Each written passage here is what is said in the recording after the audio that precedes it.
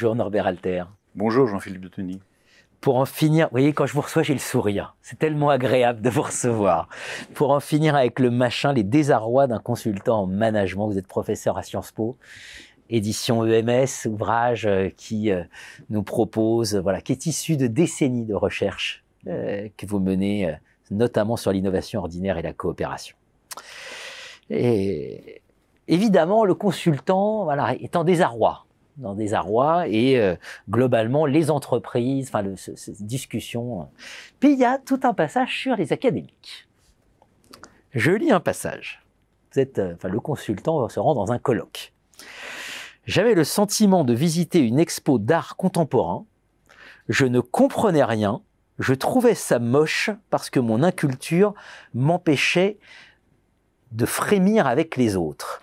J'avais surtout le sentiment d'entendre l'écho de la langue machinale dont le principal fondement consistait à oublier le réel.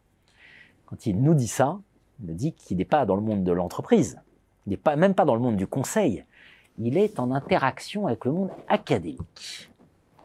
Alors, que se passe-t-il quand le consultant rencontre l'académique? C'est un drôle de monde qui nous donne à voir. Ouais, il faut replacer un petit peu cette situation dans l'histoire que raconte le livre, qui est l'histoire d'un consultant dans un grand cabinet conseil américain qui, à un moment donné de sa carrière, au bout de 20 ans, se dit « Tiens, il faudrait que je fasse des sciences sociales ». Donc, il va à l'université et puis il participe à une chaire articulant les questions de gestion et celles de sciences sociales, et il participe un petit peu à la vie académique à ce moment-là. Et il rencontre le monde académique à l'occasion d'un certain nombre de colloques, et il s'aperçoit que finalement l'abstraction mobilisée par les académiques est à peu près comparable à celle des dirigeants qu'il côtoie habituellement dans son travail. C'est-à-dire que dans les deux cas, il n'y a pas d'intérêt pour ce qui se passe sur le terrain autrement que pour justifier ce qui est mis en avant, pour les dirigeants une politique, pour les académiques une démonstration ou une grille d'analyse. Mais il n'y a pas d'amour des pratiques professionnelles, des gens qui les mettent en œuvre. Il n'y a pas de subjectivité investie sur le terrain. Il faut traiter les faits sociaux comme des choses, dit Durkheim, bien sûr, mais ça n'empêche pas de pouvoir regarder le travail d'une caissière avec passion et pas seulement compassion.